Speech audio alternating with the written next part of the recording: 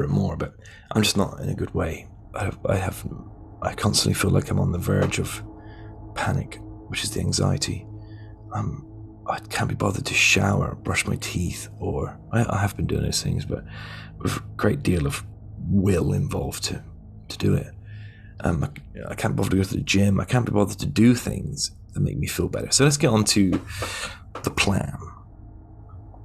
So, what is the plan? Where do we go from here? Hello everyone, before the show starts, I just want to say a huge thank you to Watchful Eye Security, who from now on are our main sponsors. We're so grateful to Callum and the brilliant team they've got over there. If you're curious about Watchful Eye Security or you've got security needs, then head over to watchfuleye-ss.co.uk, or you can find them on Facebook or Instagram. They're one of the country's most exciting new security companies, and they're reliable and they're brilliant. I've worked with them before, and that's why it's an honour to have them sponsor us. So head over to their pages, and thank you so much, guys. I appreciate it. Hello everyone, welcome to the Steve Calis Show. Now, we haven't put anything out for a little while, and there's a good reason for that. In this episode, I want to take advantage of a rare opportunity. Now, as some of you know, our company produces podcasts like Better Than Yesterday, which is a mental health podcast and a well-being podcast, and we've tackled the issue of mental health on the Steve Calis Show a few times. I think we've done good justice to that topic. Whenever I've talked about mental health, it's always been in a relative abstract, right? Because I haven't been going through it at that time. I've suffered since I was a young man with it, but I've always sort of been able to talk about it after the fact. Oh, I went through it. I felt like this. And then I just sort of fill in the blanks, and I say, well, I got out of it because of this or this or this. And it's all true, but I've never been able to do a podcast whilst in the grips of a depression or anxiety. And now I'm very much getting my ass kicked by both of those things. These last 2 weeks have been hard. I think a big part of why I'm suffering so much at the moment is that I had COVID, and it was rough, man. Those people that tell you, that they say to you, I had COVID, but I didn't really know that I had it. I didn't really have any symptoms. And I go, man, you're the lucky ones, because we had all three of us here in this house had COVID, and I had it so bad, man. I thought I was going to die, honestly. The muscle cramps, the sickness, everything was awful. But to make it worse, since I've gone back to work and I've started testing negative and everything's okay, I've had insomnia. Awful insomnia. I haven't slept properly since I had COVID. It's been like a week and a half now, and it's affected my brain. It's affected my mental state.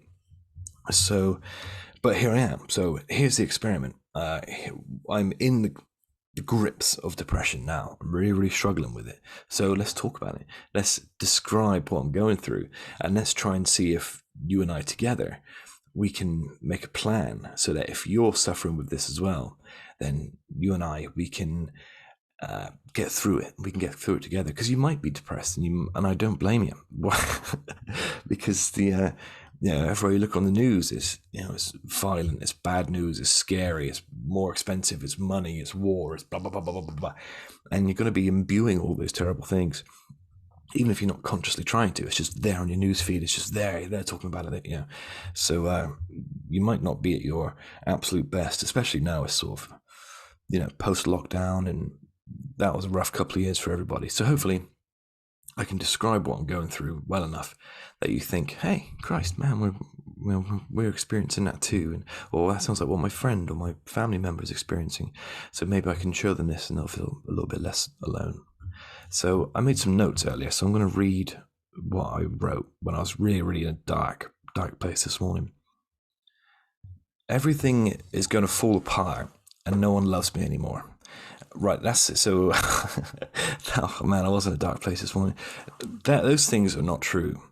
I know how well and deeply I am loved by my family and friends. I don't doubt it. Except for when I'm in the grips of this depressing. I keep saying in the grips of. Was that was that doing the job? When I have this depression, I just feel like they don't want to talk to me. I'm pissing them off. I'm annoying them. Misha, my partner, who's lovely, I think, man, she must be getting sick of me. Always feeling like this, but I don't always feel like this. So I don't know. So that's how I felt this morning when I wrote this. I feel like I'm constantly. So everything's about to fall apart and no one loves me anymore. So it's nonsense. I'm very loved, miraculously so, but some deficiency in my brain, who, by the way, is working very hard against me, is trying to convince me that I'm losing everyone that I love, that they don't want to be around me, that I'm letting them down. This is especially difficult within my core family of my partner and my son. I feel unworthy, undeserving, and sorry for them because they could do so much better than me. I judge my partner, Misha, when I feel like this, because I think, man, you've made a poor decision choosing your life partner. She's beautiful and kind and perfect and could be with anybody, but she accidentally, fell in love with me and now has to deal with the consequences of that, which is this broken brain, this anxiety and misery, this other me. I feel like I'm constantly about to have a heart attack or something. This is the anxiety, I suppose. Like every move I make is wrong. I can't do anything right. This is horrible. I know on some deep level it's not true. I know because I feel like I just feel weak. I feel fragile. I feel like I couldn't get into any sort of conflict. I feel like I'm just not. I feel like I'm sort of 5 or 6% myself. And actually, I'm a weak shell of what I was even a couple of weeks ago. But I know I will be there again. I just need to get around this depression. I know on some deep level that this is not true, all these terrible things my brain's trying to convince me of, but I'm feeling it. I'm having the physical, visceral reaction to that, and it's unshakable. I've got a perpetual worrisome unease in my gut that won't go away. And it's horrible. The depression itself is a real bastard at the moment. A few weeks ago, I was strong, willful, powerful, unstoppable. I was taking on project after project and kicking ass. I could do anything. I could achieve anything. That's how I felt. I felt powerful. I felt like I was sort of, master of the universe. Everything I did turned to gold, and I was achieving and building Calismedia to be this really cool thing through sheer determination and hard work and will. And I just don't have that. I just don't have any of that at the moment. So I feel like I could achieve anything, and now I don't feel like I can get out of bed, let alone sort of take on the world like how I was feeling before. The problem of all of that, all of the stuff that I was doing, all the projects I was taking on, is that now I'm a much weaker, more fragile version of myself, however temporarily, and now I've got to be a lot of things to a lot of people that I just can't really be, because I'm trying. I don't want this small empire I'm building, the Calismedia thing, to fall apart because I've had a few bad weeks. But this depression makes it impossible to get out of bed. Man, I cannot be bothered. What's the point? My soul and body are exhausted. I've lost the will to live. But that losing the will to live has resistance, right? There's something fighting against it. And that is, that's Misha and Leo. That's my son and my partner. Leo would never be able to tell that I'm feeling like this, because I turn it on, right? I turn on the smiles and, hey, my baby boy, and we're playing, everything's fine. I think I accidentally let slip a few tears this morning, but just brushed it off, and he didn't notice. Everything was okay.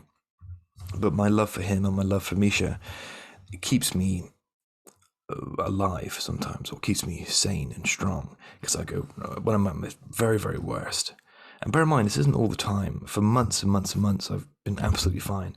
It's just this insomnia and this exhaustion has brought back this terrible depression. But my love for Leo and Misha is a stalwart stop where I go. I come up against that, and I don't go any further, because that's my safety, that's my protection. I love them. I'm sure I am. I wouldn't leave my son fatherless. I wouldn't leave Misha to live with that sort of grief. I just wouldn't. And I love them both. And for the most part, my life is perfect and amazing with them. I wouldn't have it any other way. But my brain is conspiring against me and making me think or feel things I don't want to be thinking or feeling. I'm just, depressive things or suicidal thoughts that, but it's just thoughts. I'm experienced enough now to take a deep breath, go outside, do something productive. But we'll talk about this when we make a plan in a minute. I know it's a trope and some of you will disagree, but I feel like sometimes being a man is hard.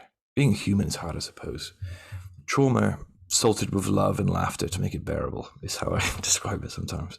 But no matter how society tries to shake up gender norms and progress, as we progress as a group, as a man, I will always feel the need to provide, to build, to develop, to give my family the best possible life. And I'm not doing that at the moment. We have a great home life. We laugh and cuddle, and it's a safe and wondrous place filled with love. And that's all Leo will ever see. But I want better for them.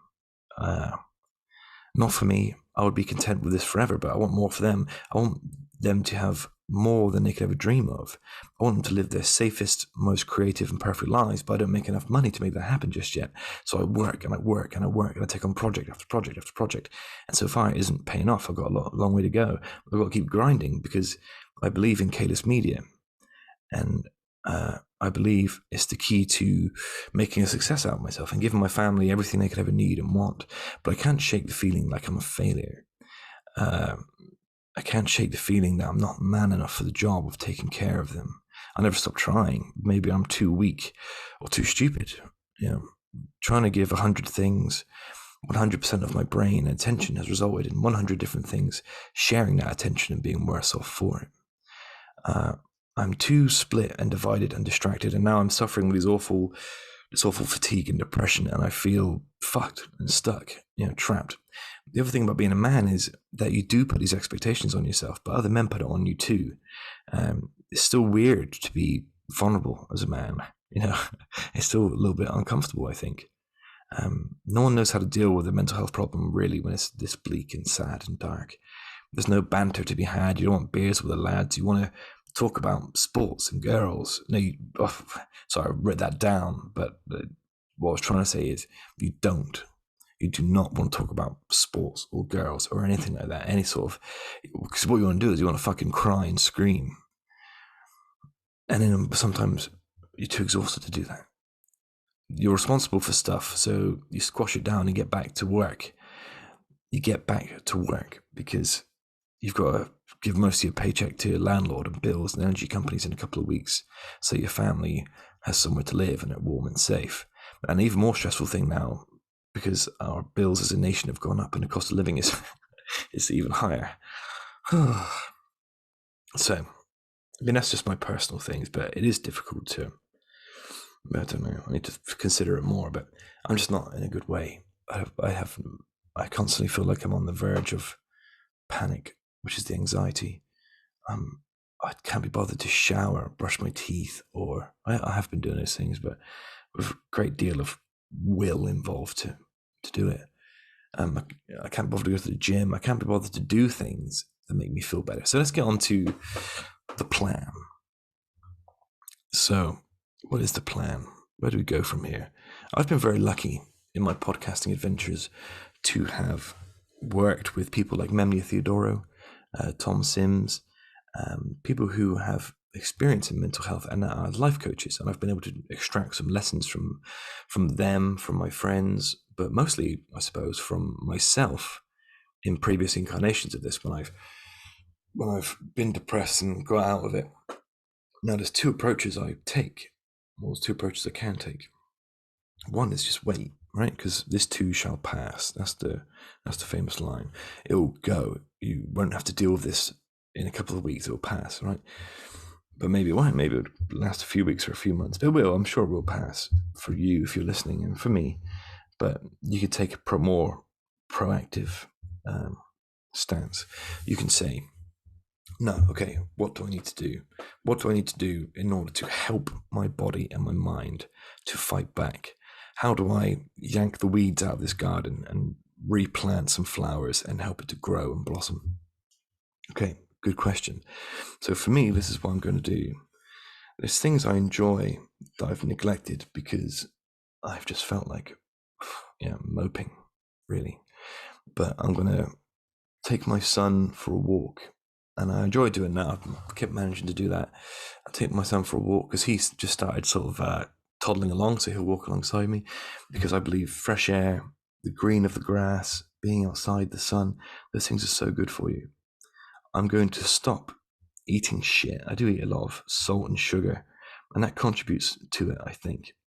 Bad sort of gut bacteria, your body crashing and craving and wanting these things all the time. That can't be good for you. So I'm going to slowly start to eat better over the next few days. I'm not going to put pressure on myself to go to the gym, or at least I'm not going to put pressure on myself to work out. I'm just going to go to the gym, just be there, see how it goes. If I'm there, I might as well go in and walk on the treadmill for 5 minutes and leave if I want to. But if I'm feeling stronger, if I'm feeling more motivated, I'll have a bigger workout. I'm going to communicate better with my friends and family and just say, it's rough at the moment. I'm having a difficult time, so please be patient with me. And I'm going to start to implement positive changes and help my body and brain fight back this depression. Things like practicing gratitude, that's a powerful tool. Sitting down for a minute and writing down, 3 things you like about yourself, 3 things you like about your life, 3 things you're grateful for. List these things. Or don't even just do 3. Write a whole page if you have to, or whatever you've got, of things that you're grateful for. And there's things that you will be grateful for, whether it's a friend or a nice thing that someone said to you once, or your health. If it's not your health, it's the fact that you're still alive. There's something to be grateful for. Find it, concentrate on it, and let that be your anchor.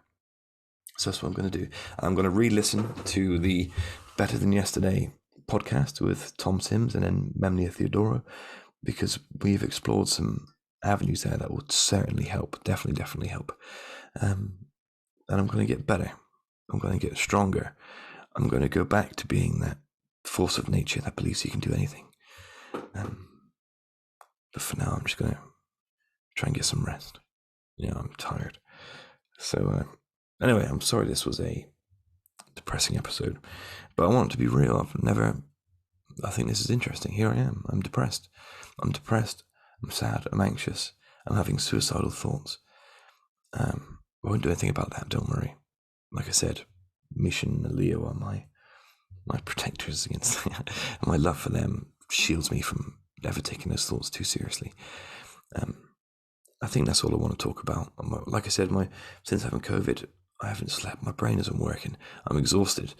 So my normally sharp brain is just not there. The wheels aren't turning, the gears aren't moving. So anyway, let me know in the comments if you're okay, if you're experiencing anything, if there's anything we can do to help as a company, or if you have any advice or anything like that. So as always, thank you to Watch for Life Security for sponsoring this episode. Watch for Life Security have done a wonderful thing. I've started to work with them a little bit recently as part of Calismedia, and we're implementing a thing called the Security Circle. And the Security Circle is essentially a mental health initiative for people within the security industry. And that's how I've pitched it to a few companies. And Watch for Life Security are the only company that understands the mental health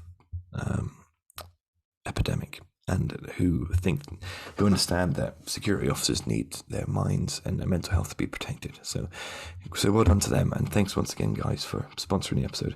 But if you're watching this and you're worried, I'm gonna be absolutely fine. I'll be fine later, probably. I wanted to share this experience with you in case it helps. So thank you, everybody.